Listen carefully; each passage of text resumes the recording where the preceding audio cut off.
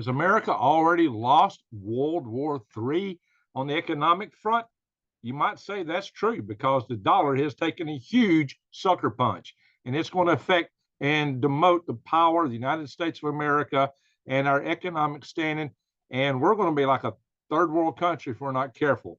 Our wealth, your ability to purchase, and what you see in this country is going to radically change as things are heading right now. There's some things that can be done to turn it around, but things have got to be done soon, and it don't look good because, my friends, the BRICS nations have become the world's largest trading bloc. They have surpassed the G7, and I had thought for a long time that what was happening was the world was dividing between the West and the rest. Well, guess what?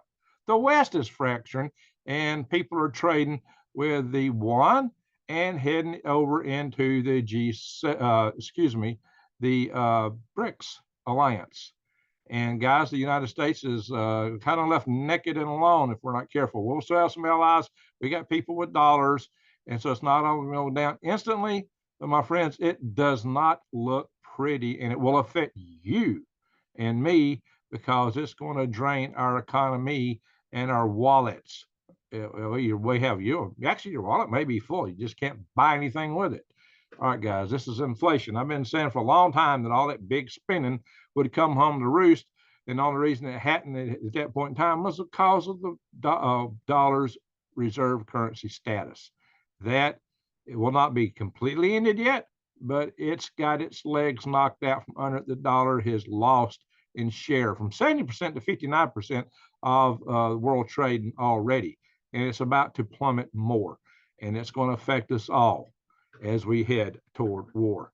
And even our ability to do anything like that. Yeah, we don't need war. But what happens when the countries get in economic straits?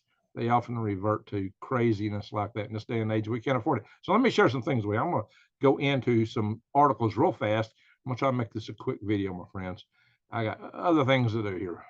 Got some very pressing things, but you just got to see this, guys. Because this is what the other prepping channels aren't showing you probably. Check this out. This is showing you what's happened with the BRICS countries and what's happened with the G7.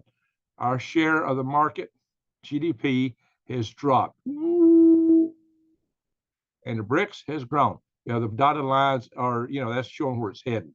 But we've already crossed, guys, as of 2020, actually, or a little after 2020. We're right about here. We're actually right here where the dotted lines begin. So, guys, this is GDP as a share of global total. That's the G7 and the BRICS. So that's where we're at now. The BRICS are now 31.5%. G7 is at 30.7. You can see there's a big change. Now let's go and look at some of the other related articles here. Mexico plans to join the BRICS amid growing tensions in the United States. Our foreign policy stinks. Our State Department stinks. Department of State. We have no statesmen in the U.S. anymore. They're such swamp critters trying to protect the swamp and trying to mind everybody else's business. They forgot how to be statesmen. They forgot how to do the right things in the world and at home. Holy smoke, guys. This is awful. Mexico should be our brother nation. If we had invested in them instead of so much in China, there would have been a huge booming economy down there, a huge middle class. Mexico would have been like in our 1950s, and the drug cartels would not be what they are today. We might have a much, because the economy there would be doing well. People would be doing well. Mexicans would be happy. It would be good for them and good for us too. North America would be such a huge trading bloc had we invested in Mexico instead of the communist Chinese who have no respect for human life. So we've done Mexico a great disservice. We've done us a great disservice, and we have built up a regime that wants to take over the world, apparently. I don't know. So some people say that we've been that, but we at least had a tendency to turn countries free after we beat them in war, Germany and Japan, to some degree. People argue that, whatever. But guys, whatever the bottom line is, you're going to have less bottom line. That's the point of this. But Mexico, but that's not all, guys. This is not all. Look what else has happened. When I said about the West, well, okay, Brazil, we expected that from Brazil. Brazil is a very unstable nation, And so they are trading with yuan, like a lot of other South American countries. South America is going to China. Africa is going to China. But France, man, France. I thought France was our ally. France has agreed now to trade in yuan for some energy. Now, and that's not even the end of the story, guys. That's not even the end of the story. Japan is buying oil from Russia at over the price cap we set. Of course, we've come back and said, okay, that's all right. We'll approve of it. Like we had any choice. They decided to do it already. There was an article. Okay, we approve of that. Yeah, right.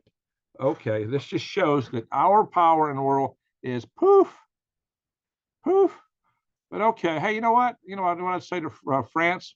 What I've been saying all along. Why don't we pull out of NATO? Let France and Germany handle themselves. If they're worried about Russia, let them handle it. Why are we over there? Holy smokes, I've been saying it for a long time.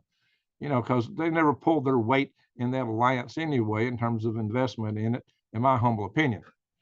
So why don't we got to spend our treasure and our young boys' blood over there fighting for land that they won't even put up their own to take care of? Yeah, you see my point? Anyway, I've been perturbed about that since I was in the Army back in 1979 forward. That's when I first got to, starting to get agitated about that back in 1979, and I've not been happy about it a day since. I'll be honest. All right. Well, on top of all that, the Saudis and the others have announced surprise production cuts in oil, just to put some icing on the cake.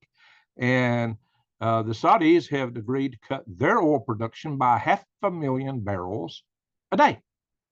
But them and the rest of the oil producing nations collectively have decided to cut production by 1.1 million barrels a day.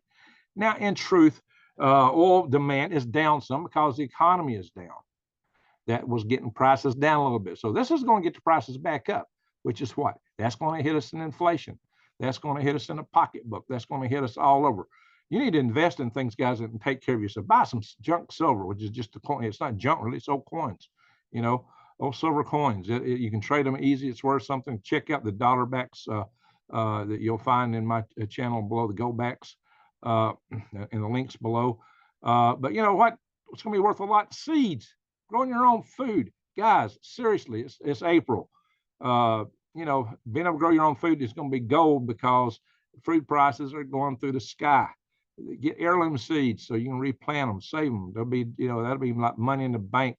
It's going to be worth something. Just take care of them, guys, and plant some of them and harvest and collect the seeds from what you plant. Keep it going, and that'll give you something to eat and be a hedge against the inflation you're about to see. Grow a garden. I'll be hopefully selling worms again in not too distant future. And if you don't like the True Leaf Market, I got a link to Eden Brothers. I buy almost everything from True Leaf. I do shop at Eden Brothers too. Guys, we are in a pickle. And let me get this out of here now. So essentially, this is going to shake our country at its core. It's going to shake our world. It's going to shake the West. The West is suddenly getting smaller, but it's fracturing. See that? So what are we to do? We're on the verge of war with China. We're picking a war with Russia. We thought, when we started poking a bear, the bear would collapse. Well, what's happened? They've started trading all amongst each other. They're doing fine. Who's collapsing? We are. See how that went. Economically, we're in a bad sight here. All I can tell you is get yourself ready. Prepare for yourself. I'm going to come out with a video tomorrow. This video tomorrow is going to be the solutions, long-term solutions for how to fix all these things. In the meantime, we still have this geopolitical east-west, and we got powers that want to take our freedoms away from us, from abroad and domestic. We have enemies, abroad and domestic, and we've got to learn to deal with them. Each is to be dealt with differently, but over time, I've got a solution, and we're going to talk about that. The only viable, sustainable solution, in fact, and that's what I'm going to cover tomorrow night. So hang on, guys. I'm going to end this video. You want to see that one? If you don't ever watch anything else on my channel, watch that. If you don't watch that, don't watch anything else. Just quit. Greg out.